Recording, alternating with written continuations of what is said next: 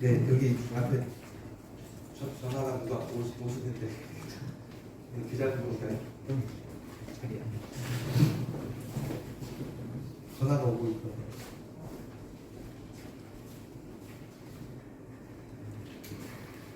네, 안녕하십니까. 어제 제주시장으로 임명된 강병삼입니다.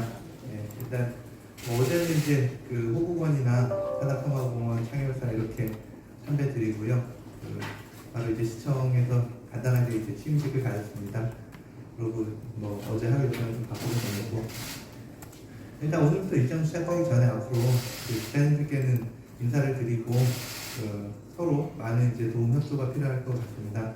그런 취지로 좀 인사를 드리도록 찾아뵙고요. 제가 생각하는 시장의 방향에 대해서 이렇게 그 기자님들과 관련된 부분에 대해서 좀 말씀드리자면 그 전부터도 그런 생각이었습니다. 행정은 가급적 투명해야 된다고 생각합니다. 되도록 많은 정보를 공개하고요. 그로부터 시민들이 많은 행정 정보를 알아야 행정 정책에 대한 생각을 얘기할 수 있거든요. 정보가 없는 상태에서 얘기하는 건 단순한 그냥 자기 생각이겠지만 많은 행정 정보가 공개된 상태에서 시민들이 생각하는 건 보다 더 진전된 정책 방향이나 이런 것들이 나올 수 있다고 생각합니다. 그래서 앞으로도 이제 기자분들께는 가급적 솔직한 얘기 많은 말씀드리고 그런 이제 기자분들께서 질문해 주시는 것들이 결국은 또 시민들의 질문이거든요. 그런 질문들이 또 시정에 반영될 수 있도록 그런 행정을 해보고 싶습니다. 그런 취지로 오늘 이 자리에 섰습니다. 그 전에 이제 아직 업무 파악을 완전히 뭐 하루 만에 다 할 수는 없는 것이어가지고요. 앞으로 열심히 짧은 기간 안에 업무 파악을 마치고 신속하게 적응해 나갈 생각입니다. 그동안 제가 이제 아주 여러 가지 직업을 거쳤었는데 그 직업을 거치는 동안에도 신속하게 업무 파악하고 적응하는 데는 좀 남다른 능력이 있었다고 좀 자부는 합니다. 그 행정이란 게 분명 저에게 낯선 부분이기도 하지만 완전히 낯설지는 않습니다. 행정이 아닌 다른 조직에서의 조직 경험은 많이 있었고요. 그리고 이제 행정과 관련해서 당연히 이제 행정법 관련된 법률들을 다 공부해서 변호사가 된 거고 변호사하는 동안에도 행정 관련된 사건들을 이제 적지 않게 다뤄봤습니다. 그런 경험들이 이 시정을 익히는데 큰 도움이 될 거라는 생각을 하고 있습니다. 임명 과정에서 많은 실망감을 드린 점 계속 반성하고 있고요. 그런 부분들이 오히려 앞으로 시정을 펼치는데 제가 이제 사과드렸던 만큼 그 부분조차도 더 시정을 하기 위한 원동력이라고 생각하고 더 열심히 시정에 임해보려고 합니다. 원래 오늘 이 자리가 이렇게 앞에서 뭐좀 폐견처럼 이렇게 되는 자리가 아니고 이게 첫 인사 드리는 자리로 생각했었는데요. 앞에 말씀드린 대로 여러분들하고 많은 소통을 하고 싶습니다. 그래서 시정 방향에 대해서도 구체적인 사안에 대해서도 최대한 이제 그 투명한 행정을 한다는 것을 목표로 그렇게 해나갈 생각입니다. 뭐 청문회 과정에서 굉장히 많은 비판이 있었고요. 달게 받고 있습니다. 근데 다만 그래도 이제 그 비판 와중에도 청문회 때 그래도 솔직하게 얘기를 하더라 이런 평가도 있긴 하더라고요. 그게 제 장점이라고 생각합니다. 앞으로 그런 솔직함으로 여러분들께 시민들과 가까이 갈 수 있는 나름 정해본 슬로건이 제주시 50만 시민의 벗이라고 정했거든요. 그런 편한 벗이 될 수 있는 그런 시장을 앞으로 만들어보고 싶습니다. 인사드리는 자리에서 그냥 저만 말씀드리고 자리 뜨는 거는 예의도 아닌 것 같고 제가 투명하게 앞으로 행정을 하고 싶다고 말씀드렸는데 기자분들 처음 뵙는 자리니까요. 행정 방향에 대한 것이든 아니면 제 개인적인 것에 대한 것이든 가감없이 뭐 인사청문회 다시 한번 받는다는 생각으로 솔직하게 말씀드리겠습니다. 궁금하신 거 있으시면 질문해 주시면 또 답변 드리겠습니다. 예. 제주소리 김정훈입니다. 네. 청문회 때도 계속 나왔던 얘기긴 하지만 내일 농기단체에서 시장님 직접 보관하는 게 있거든요. 인사를 사람이 됐고 그리고 정부에서도 마찬가지였고 앞으로 이 관련 농지위원회도 있고 관련 정책을 직접 지휘를 하셔야 되는데 어떤 입장이신지 좀 한번 다시 한번 해볼까요? 형사 고발한다는 얘기까지 정확히 듣지 못했었는데 만약에 그러신다면 성실히 수사에 임하겠습니다. 청문회 과정에서도 해당 토지와 관련된 부분들은 제가 숨기는 부분 없이 다 말씀드린 것 같아요. 오해가 계신 부분도 다소 있긴 있지만 어쨌든 제가 사과를 드린 취지는 어떤 것이었냐면요. 일단 아라동 토지와 관련해서는 제가 이제 농사를 짓는 집에서 태어나고 어린 시절은 내내 밭에 가서 사는 게 일상이었었습니다. 그러다 보니까 당초 그 농업경영계획서에 그 세 가지 작물을 적었었습니다. 그 취지 설명드리면 메밀하고 콩하고 조경수 그 세 가지 작물을 적었었는데 각각 좀 다 이유가 있습니다. 콩은요, 저희 부친께서 농사 짓는 기간 동안 거의 해마다 했던 작물이거든요. 그 수확할 때 보면 저희 집은 부친께서 농사 짓는 동안은 쌀도 직접 그 산디라고 하는데요, 밭뼈. 산디 직접 키워서 먹는 집이었었고 산디 농사는 굉장히 이제 수확할 때 힘듭니다. 논하고 달라가지고 밭뼈는 자랄 때까지 계속 건질매야 되기 때문에 그리고 이제 탈곡하는 과정도 되게 힘들고 근데 콩은 어릴 때 탈곡기 들어가는 게 되게 뭐랄까 신났었어요. 그래서 콩 농사는 제가 되게 익숙하다는 생각이 들어서 적었었고 조경수를 적은 이유는 뭐 보도에도 많이 나왔었지만 그 토지가 이제 그 경매에 나왔을 때 조경수가 가득 차 있었습니다.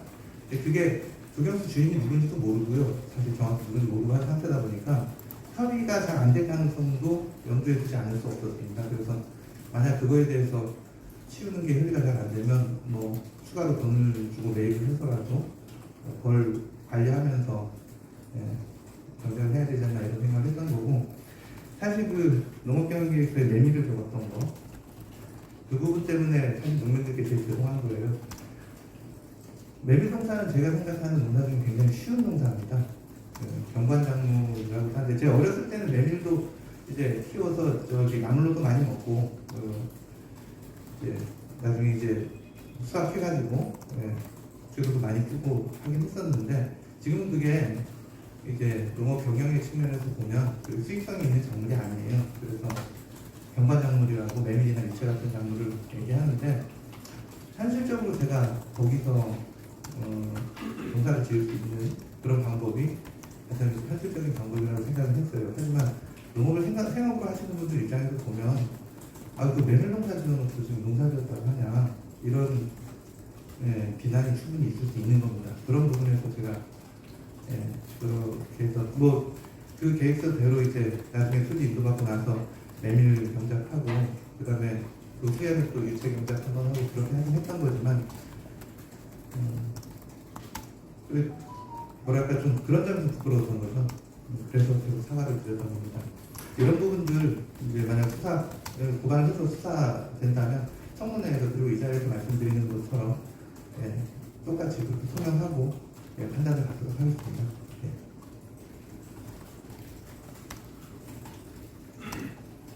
문제가 되는 그 관련 토지에 대해서 매각 절차라든지 앞으로 일정 같은 좀 말씀해주세요. 어떻게 하셨습니까?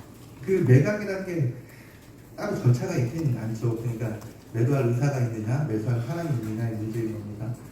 매도 의사는 분명히 있습니다. 참 많이 이제 괴로운 생각도 많이 했고요. 그게 이제 유튜브가 나한테 뭐 어떤 의미인가 이런 생각도 많이 했습니다. 그래서 어쨌든 매수할 사람만 있으면 공개적으로 이제 좀 어디 올리기도 해서 곧바로 또 다음 주 정도에 바로 올릴 생각입니다. 그 공유자들한테도 좀 양해는 구했고요.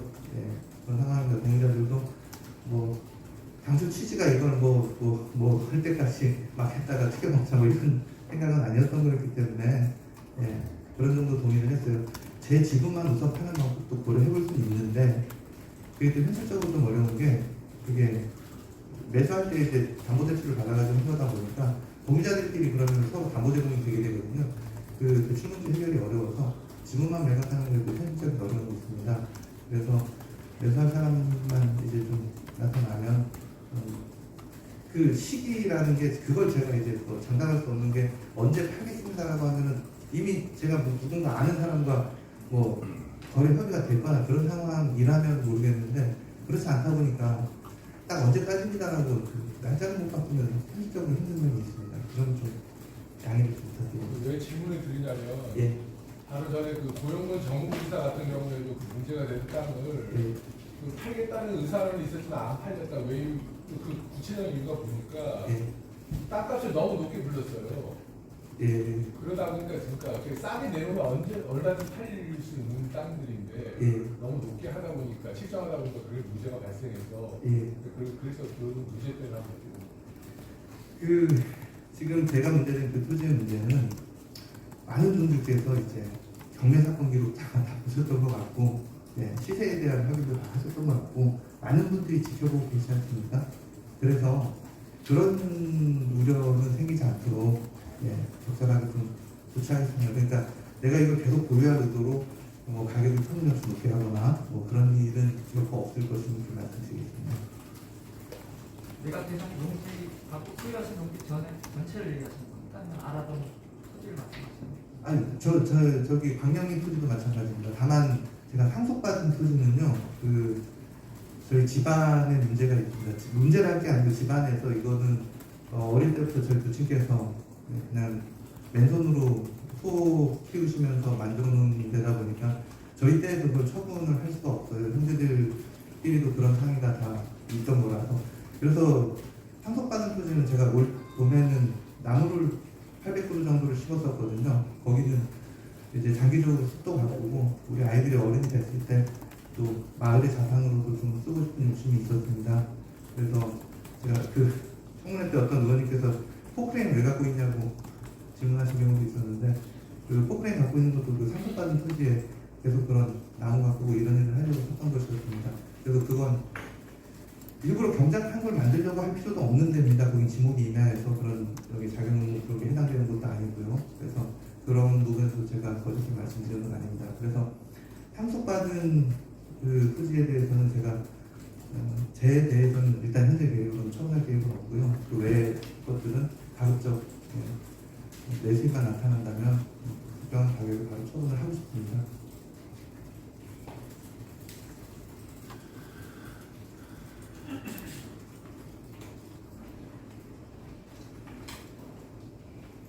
네. 취임하셨는데 혹시 최우선 현안으로 꼽으신 게 있다면 어떤 게 있는지 말씀드립니다. 예, 그 최우선 현안이라는 게 제주시의 현안이 정말 많지 않습니까? 정말 많은데요. 그래서 어떤 곳에 우선순위를 둬야 될까라는 고민은 여전히 이제 확정적으로 하지 못했습니다. 근데 일상생활을 하면서 시민들이 겪는 불편이 결국은 최우선 현안이 될 수밖에 없다고 생각합니다. 우선은 교통 문제, 주차 문제인데요. 교통 문제, 주차 문제가 아주 급한 현안인 건 맞는데 해법을 고민할 때는 이게 단기적으로 해결하기는 어렵습니다. 일단 단기적으로 해결할 수 있는 가능성 있는 부분들은 이제 공용 주차장을 확대한다거나 이런 부분들에는 좀 더 신경을 써볼 계획이고요. 교통난의 해소는 뭐 크게는 두 가지 방법이죠. 차량의 대수를 줄이는 게 근본적인 방향인데 공공교통 체계가 그렇게 원활하지 않은 상태에서 차량의 대수를 줄이는 건 뭐 또 다른 이제 시민들에게 불편함을 강요하는 방향이 될 겁니다. 그래서 교통 관련된 문제는 시급한 현안이긴 한데 이제 향후 이제 도의 도시기본계획, 그다음에 이제 행정시의 도시관리계획이 좀 조화를 이루면서 장기적인 계획으로 교통 문제는 해결을 해야 될 것 같습니다. 현실적으로 좀 급한 문제는요. 저는 시민들이 먹고 사는 문제에 계속 집중을 하고 싶습니다. 제가 원래 전공이 또 경영학과기도 하고요. 회사 일을 하면서 어떤 경로로 그 수입이 발생하는가, 손익분기점을 어떻게 남길 수 있는가 이런 거에 대해서 실무적인 경험과 고민을 많이 해왔습니다. 그런데 코로나가 이제 장기화되면서 가장 좀 우려되는 건 뭐냐면 사람들이 이게 둔감해지지 않는 생각입니다. 여전히 그 코로나 여파가 있거든요. 그리고 그 사망률, 치명률이 낮다고 해도 독감이나 이런 거에 비해서 훨씬 높습니다. 아직 매우 경계해야 될 질병인데 그에 대한 좀그 경각심이 많이 떨어져 있는 것 같습니다. 근데 이게 분명히 그 시민들의 경제적인 삶에 큰 영향을 미치고 있습니다.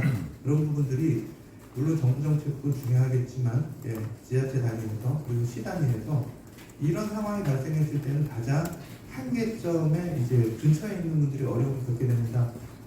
여러 가지 이제 긴급한 재난지원금을 지급하기도 하고 정책을 집행하고 있지만 부족함이 없는지에 대해서 먼저 살펴보고 싶습니다. 그래서 소외되고 그로 인해서 계속 좀 경제적으로 더 열악한 환경으로 빠지게 되는 그런 시민이 없도록 먼저 좀 살피고 싶습니다. 질문 없었으면 시장님 입장이 있어갖고 좀 아쉬움이 있으시더라도요. 오늘 서재 약속드린 것처럼 저는 이제 기자실 우리가 시장실하고 굉장히 가까이 있더라고요. 예. 그래서 뭐 일이 없든 있든 뭐 종종 뵙고 기자 여러분들하고 소통하고 그러고 싶습니다. 예, 시정에 대한 거 말씀드리고요. 당부드리고 싶은 건 기자 여러분께서도 뭐 꼭 공식적인 질문이 아니시더라도 많은 시민들과 접하는 위치에 계시니까 시민들의 말씀들을 저에게도 많이 전해주시면 좋은 시정하는 데 보탬이 될 수 있도록 노력하도록 하겠습니다. 예, 그럼 오늘은 이 정도로 인사 마치도록 하고요. 앞으로 좀 자주 뵙도록 하겠습니다. 예, 감사합니다.